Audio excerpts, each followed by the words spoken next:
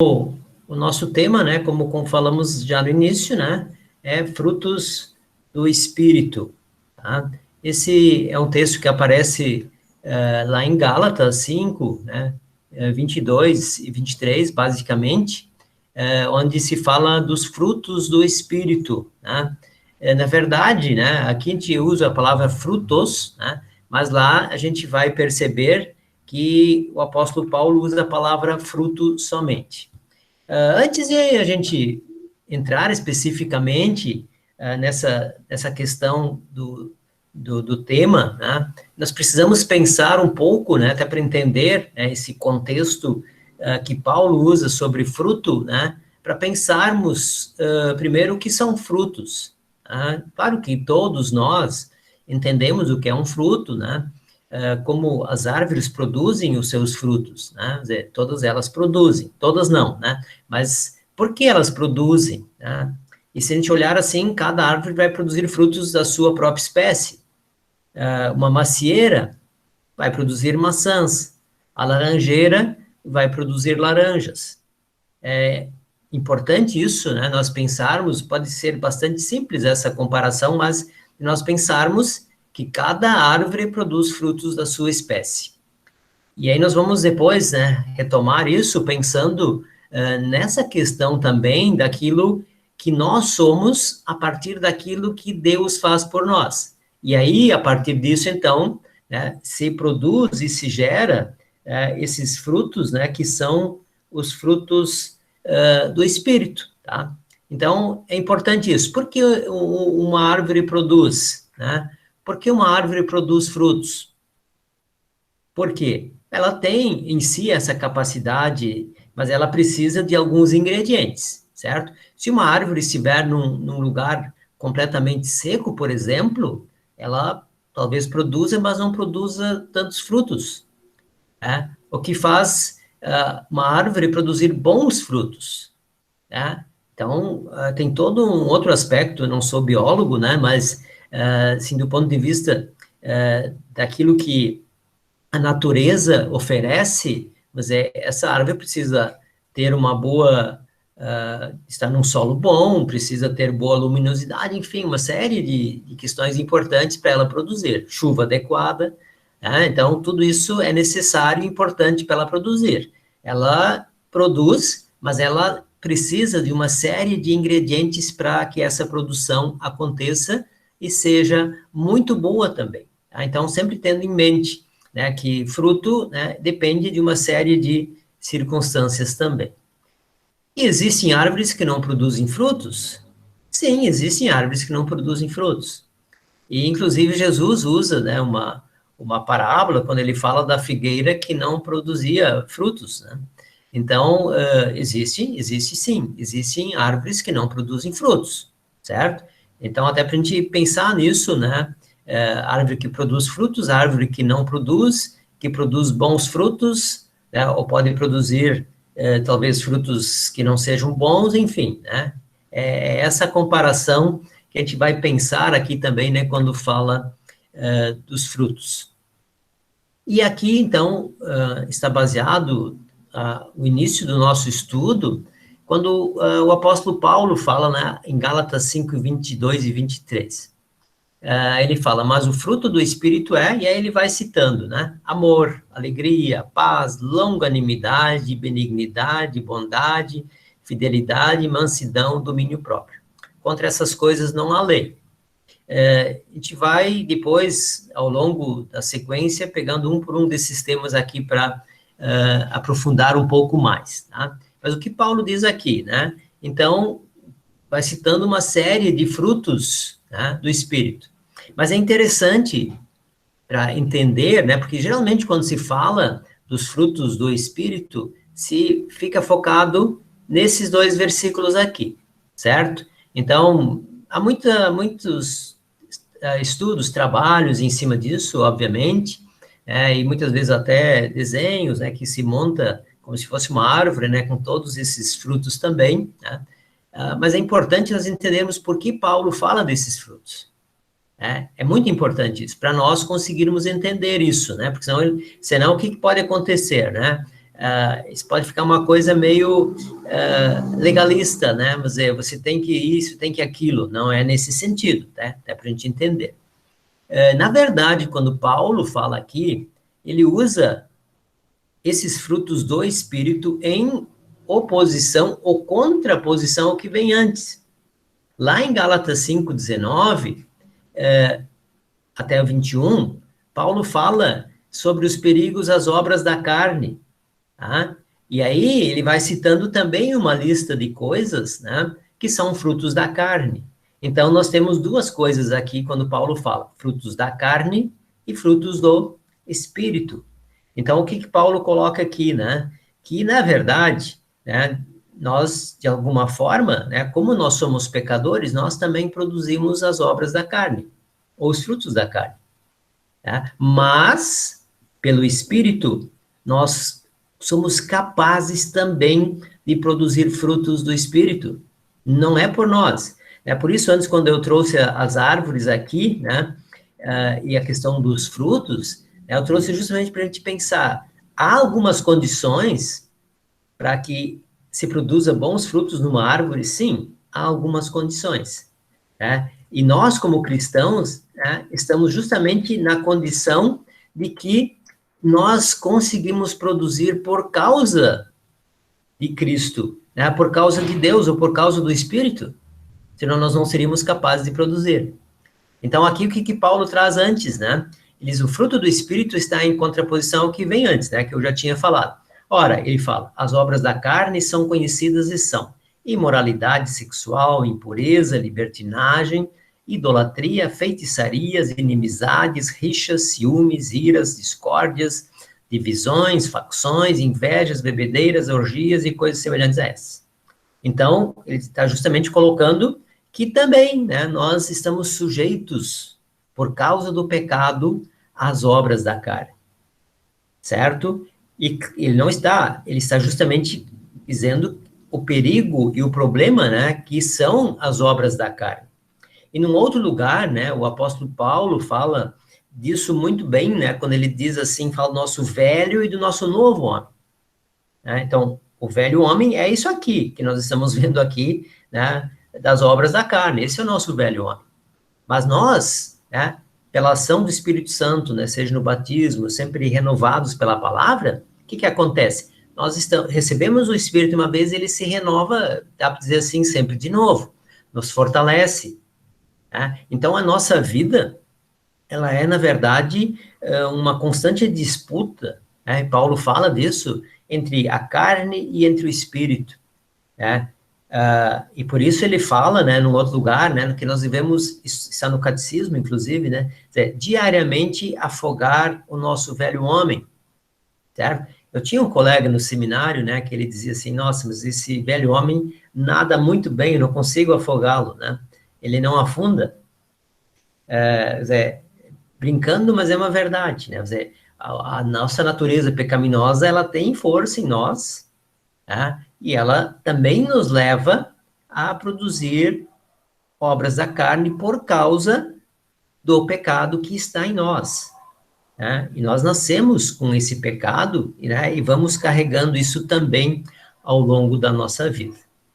Então, um pouco antes, né, por que Paulo fala aqui dos frutos do Espírito? Né? Porque ele começa lá no início de Gálatas, né, é importante a gente ter isso em vista, ele fala ali sobre a questão da liberdade. Né? Paulo, aliás, em Gálatas, fala bastante sobre essa questão da liberdade. Né? E como nós vamos entender essa liberdade? Né? Então, ele fala ali, né, a partir do versículo 13, ele diz assim, porque vocês, irmãos, foram chamados à liberdade. Como é que é essa liberdade? Num outro lugar ele também fala, né, mas tudo me é lícito, mas nem tudo convém, né, nesse mesmo livro de Gálatas, né, na verdade Cristo nos liberta, por isso ele diz, nós somos livres, né, nos liberta do quê? Ele nos liberta da condenação, porque ele faz isso em nosso lugar, e aí ele diz, por isso nós somos livres, mas não livres para fazer qualquer coisa. Por isso diz, mas não usem a liberdade para dar ocasião à carne. Pelo contrário, sejam servos uns dos outros pelo amor. Porque toda lei se cumpre em um só preceito, a saber, ame seu próximo como você ama a si mesmo. Então, o que que Paulo diz? Bom, Cristo nos libertou, Cristo nos salvou. Bom, então, se ele me salvou, eu poderia pensar, não, tá bom, né? Me salvou, então, tranquilo, não tenho nada, nenhuma obrigação a partir disso. Talvez a palavra obrigação seja um pouco forte, né? Talvez a palavra correta aqui seria, né? Nós, há um outro lugar que ele usa o termo, nós somos constrangidos. Constrangidos no sentido de, né? Quando a gente fica constrangido, né, por alguma situação, às vezes por ter feito uma coisa errada, a gente se sente na obrigação de fazer alguma coisa. Não é que a gente é obrigado, certo? A gente não é obrigado, mas nós nos sentimos obrigados, né? Isso é algo interno. Então, é isso que Paulo fala aqui. Ele disse, Cristo nos libertou, nós somos livres, certo? Bom, mas liberdade não significa, né, eu viver a vida segundo a carne. É isso que ele diz aqui. Então, não somos livres para viver segundo a carne. Isso tem consequências. Né? Não quer dizer que possamos viver de qualquer forma, né? E esse é um risco que às vezes pode acontecer, né? Quando nós pensamos que tudo é de graça, e a partir disso não valorizar o que é de graça. Tem um livro, né, escrito há muito tempo por um teólogo, né, chamado Graça Barata. O que é isso, graça barata? Ele fala exatamente disso, né? Diz, bom, nós recebemos tudo de graça, salvação, tudo. E nós não valorizamos. Não valorizamos o que é de graça. E aí não sabemos aproveitar, né, essa graça e nem sabemos aproveitar essa liberdade. E o que na verdade, Paulo está dizendo aqui? Bom, nós somos livres, mas não para pecar. É isso. Né? Em resumo, é isso. Nós não somos livres para viver segundo a carne, né? Porque isso também tem suas consequências. Mas, nós sim, somos livres, diz, para amar o nosso próximo. Então, a nossa vida, na verdade, aqueles frutos do Espírito, que ele vai citar lá na frente, eles vão ser direcionados para quem? Vão ser direcionados para a nossa vida com Deus e para a nossa vida com o próximo. Mas boa parte deles, né, assim como os 10 mandamentos, né, se a gente pegar os 10 mandamentos, quantos são direcionados para Deus? Só os primeiros 3. Os outros 7, né, 70%, é direcionado para o próximo. Então, a gente começa lá no quarto, né, honra pai e mãe e vai, né, até no 10º, tudo está relacionado ao meu próximo. Então, Cristo nos liberta, diz, mas para vivermos também, né, em relação ao nosso próximo, com paz, com tranquilidade, sem desavenças, enfim, uma série de coisas que muitas vezes nos atrapalham também quando nós seguimos somente a nossa carne. E no final, é interessante que ele diz, né? Mas se vocês ficam mordendo e devorando uns aos outros, tenham cuidado para que não sejam mutuamente destruídos. Ali naquela comunidade, para quem ele escreve, né, havia problemas, né? Havia problemas internos, né, de desavenças, uma série de situações.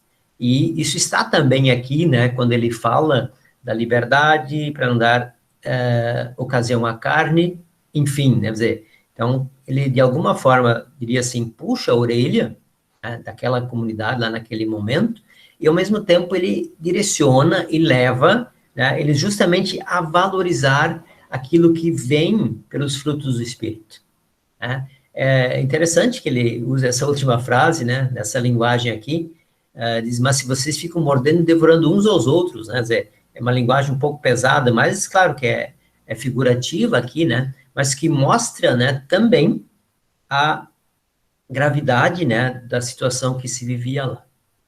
Então, para nós entendermos isso, né, e pensarmos nesse sentido, né, de que Paulo, né, ele fala dos frutos do Espírito, né, justamente mostrando para eles também, né, que há os frutos da carne, mas a ênfase né, é justamente dada na questão dos frutos do Espírito. Quer dizer, ele vai falando aqui, é como se ele fosse explicando para eles, né, tudo o que está acontecendo, mas a ênfase cai aonde, né? Cai lá em 5:22, quando ele fala dos frutos do Espírito, né? Deixa eu só voltar lá, né, quando ele fala.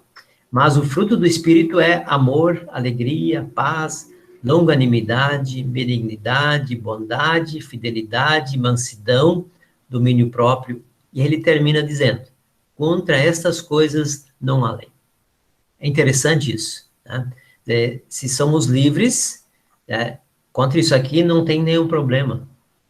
A lei nunca vai nos incriminar por estarmos vivendo segundo o Espírito, né? Ao contrário, né? Justamente o contrário. Então, diz, contra essas coisas não há lei. Agora, contra as outras há lei, né?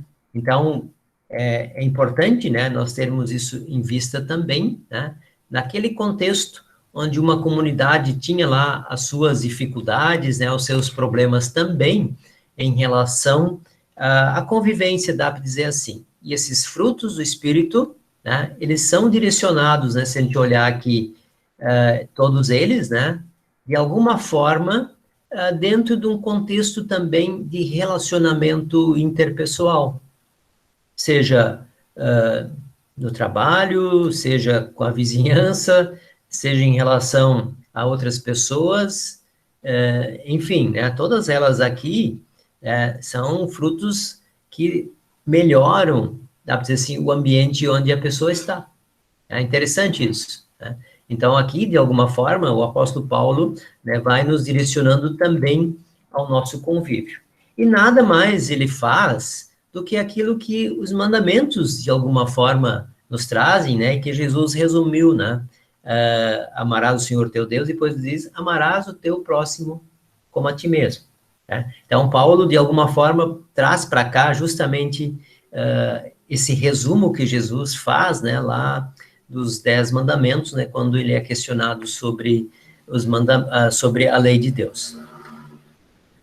Então, o que na verdade, a gente está vendo aqui, né? Quer dizer, existe uma luta contra a carne e o espírito. Né? Aquilo que eu falei antes, né, que o apóstolo Paulo fala do velho e do novo homem, certo? Diz, o espírito abomina os desejos da carne, e a carne, por sua vez, rejeita as coisas em que o espírito nos conduz. Então, essa luta, né, interna entre todos nós, né, e nós sabemos, de fato, que é assim, né, nós estamos todos sujeitos a isso. Então, a nossa fé, em alguns momentos, nós somos mais fortes em relação à nossa carne, outra vez nós fraquejamos mais, temos alguns pontos fracos, que talvez a carne consiga se sobrepor ao espírito, enfim, né, é a nossa luta diária também, né, do novo homem e do velho homem, né, do espírito e da carne, né, que estão em nós e que lutam diariamente, né, para que, de alguma forma, a gente siga esse caminho, né, o espírito quer que a gente mantenha o caminho em direção a Deus. Por outro lado, né, a gente sabe que o espírito muitas vezes tenta nos desviar também e nos levar pelo caminho do pecado. Assim, o fruto do espírito é o bem que nos faz vencer o mal.